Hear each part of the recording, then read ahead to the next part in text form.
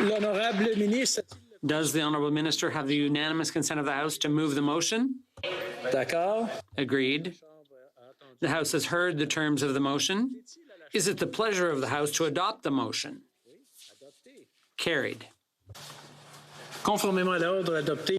Pursuant to order made earlier today, the House will now proceed to statements by ministers. The Right Honourable Prime Minister. Mr. Speaker, I rise here in this moment, in this House, as our generation faces its greatest challenge yet. We all stand on the shoulders of those who came before us, of all those Canadians who saw our nation through difficult, tumultuous times in our history. Il y a 103 ans.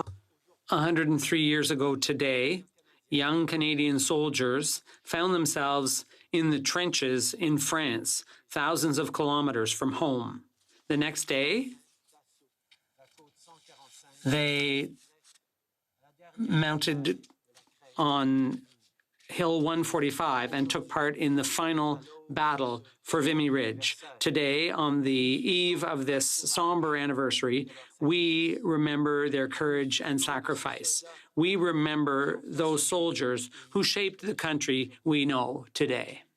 20 years later, many would sent to the front again. On the evening of November 14th, 1940, my grandfather, the young MP for Vancouver North, rose in his seat to speak to the war effort, but first thanked all those senior members who allowed him to speak before them because his leave from the RCAF had expired that night and he was to ship out soon. Jimmy Sinclair would spend the next 3.5 years in Europe and North Africa, far from his young family, far from his work in this House of Commons, and far from his constituents in British Columbia, serving his country in the best way he knew how. He would return to the chamber in early 1944, a mere few months before D-Day, to exhort Canadians to continue with the sacrifices and efforts required to win. This is the year which will decide a rapid victory or a long and protracted war. A year when our fighting men must be given every conceivable aid and support and encouragement by every man, woman, and child in Canada, no matter the personal cost. These were trials that shaped our country, and more, our citizens. And now, once again, we are being tried.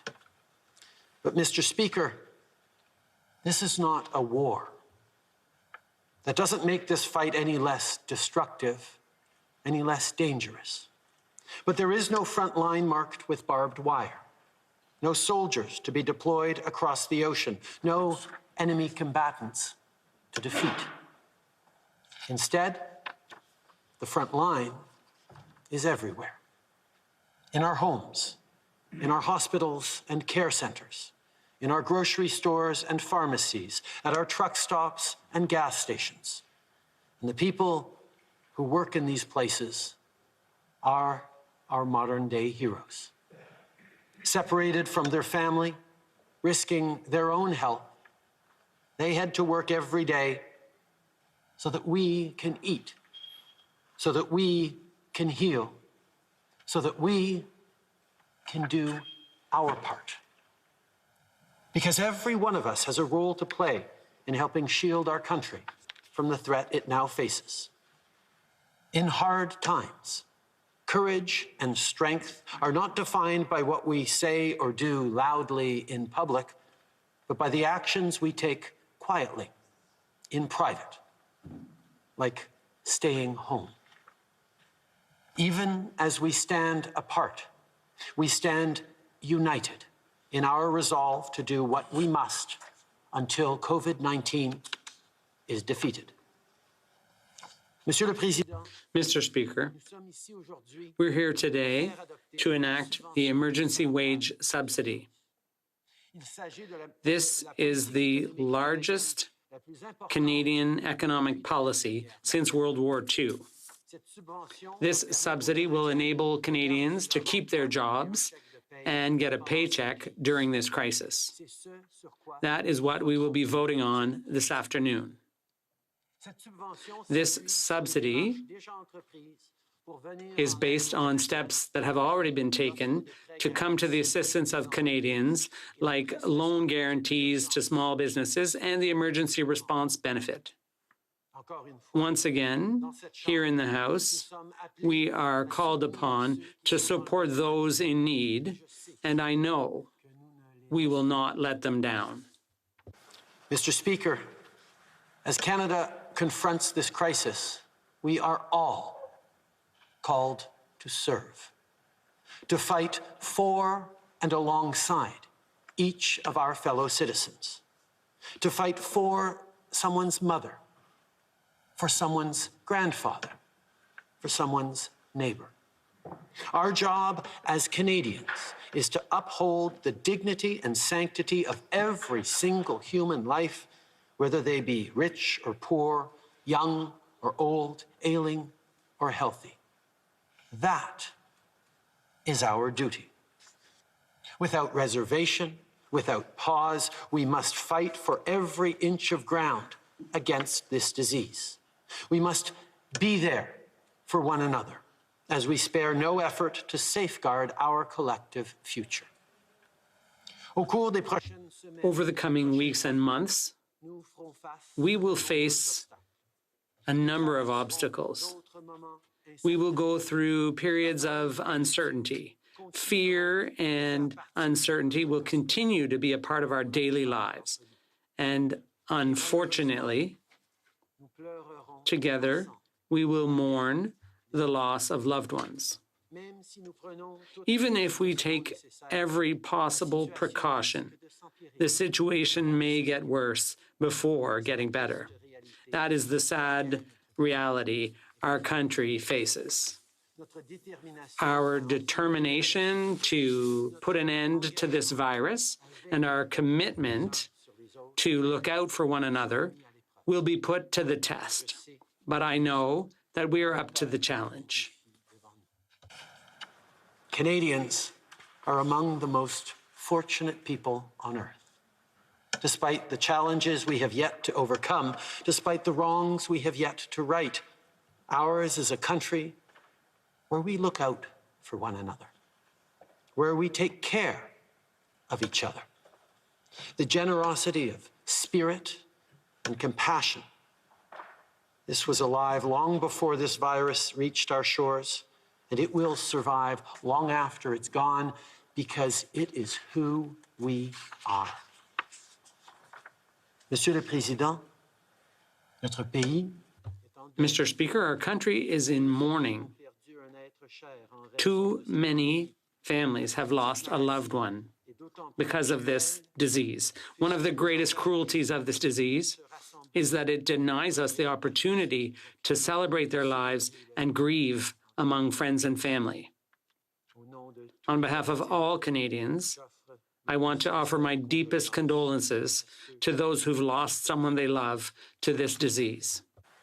However, this holiday weekend also marks the coming of rebirth and new life. Easter is a time where Christians honor the passion, sacrifice, and resurrection of Jesus of Nazareth and his teachings of compassion, forgiveness, and love. Passover is a time when Jews recall the covenant made by God with the people of Abraham, Isaac, and Jacob, Sarah, Rebecca, Rachel, and Leah, and the heroism of Moses, who led his people from bondage to freedom. Vaisakhi is a time when Sikhs and Hindus celebrate the new year and the spring harvest. And even for those who are not celebrating, spring is always a time for renewal. These moments remind us that love, courage, and fortitude are the antidote to despair, that there is no challenge we can't overcome together. So let us make a solemn promise to each other this weekend to do just that. Durant ce long week-end, Over the long weekend, de faire ce qui s'impose. let us make a commitment amongst ourselves to do what needs to be done for as long as it takes. And here in the House, let's do our part to fulfill that commitment. Let's take our responsibilities and come to the assistance of those in need. Mr. Speaker, as I stand here today, I think of the young men who died taking Vimy Ridge. I think of the greatest generation who grew up during the Depression and fought through World War II. They showed us how to fight for what we believe in and how to sacrifice for what we hold dear. Today, across this country, the last members of this greatest generation live in nursing homes and long-term care facilities. They're in their small apartments and the homes they built so long ago with their own hands. They are the ones most threatened by this disease. They fought for us all those years ago, and today we fight for them. We will show ourselves to be worthy of this magnificent country they built, and for them and for their grandchildren, we will endure, we will persevere, and we will prevail. Merci.